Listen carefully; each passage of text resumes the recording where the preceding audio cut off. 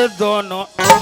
वाह दरोगा कहाँ लादत भारी खुश हस रे। ये खेत देख के आत दाऊ जी। अरे कहाँ चाले खेत डर वो खेत के हाल चाल मत पूछ। कैसे रे। वो धान में पूरा बीमारी झप आ गई। अरे जब तोले नजरे नजर में देखा तेरा कहा तोरा बीमारी से पहले देखे में कोई कमी नहीं चला थे दाऊ जी। हाँ वही चला कहा तो जरूरत पड़ी 2-4 जन बनिहार लेके तत्काल दवा थे अभी 2 जन बनिहार चला थे। ऐसे ना एक जन टूरी है हाँ। और एक जन टूरा है। कोई बात नहीं काम होना चाहिए। काम तो बरोबर चला थे दाऊ जी। अच्छा अच्छा वो अच्छा। खेत को दी जावे घर आके माने नहीं करे मोर। ऐसे ना हाँ। अच्छा बढ़िया।